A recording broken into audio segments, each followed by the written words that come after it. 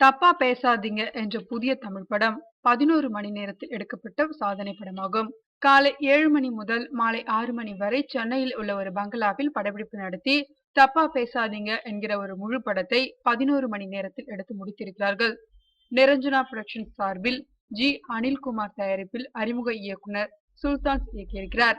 தப்பா பேசாதீங்க படத்தை பற்றி இயக்குனர் சுல்தான்ஸ் கூறும்போது, ஒரு மனிதன் தற்காலிக பணியிடை நீக்கத்தில் இருந்தால் அந்த குடும்பத்தால் அவனுக்கு ஏற்படும் கஷ்டங்கள் என்ன, பொருளாதார ரீதியாக தனிமைப்படுத்தப்படும் போது சந்திக்கும் இன்னல்களை அவன் எவ்வாறு எதிர்கொள்கிறான், சமாளிக்க எதை கையாளுகிறான் என்பதை விளக்கும் படம் இது.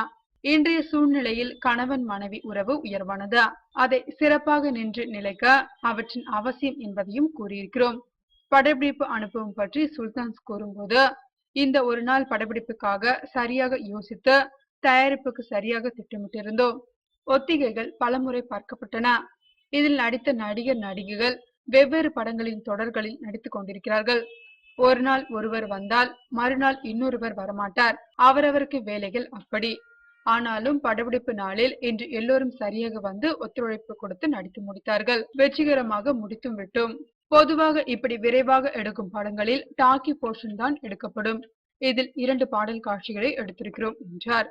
தயாரிப்பாளர் அனில்குமார் கூறுகையில், இயக்குனரின் திறமையும் திட்டமிடலையும் நம்பினேன், செய்து காட்டிவிட்டார் என்றார். படப்பிடிப்பு முடிந்ததும் படக்குழுவினர் கைத்தட்டி ஆரவாரம் செய்தனர். கதாநாயகன் ராஜா கூறும்போது, சினிமா ஒரு கூட்டு முயற்சி என்பதற்கு இந்த படம் ஒரு உதாரணம் என்று கூறியுள்ளார்.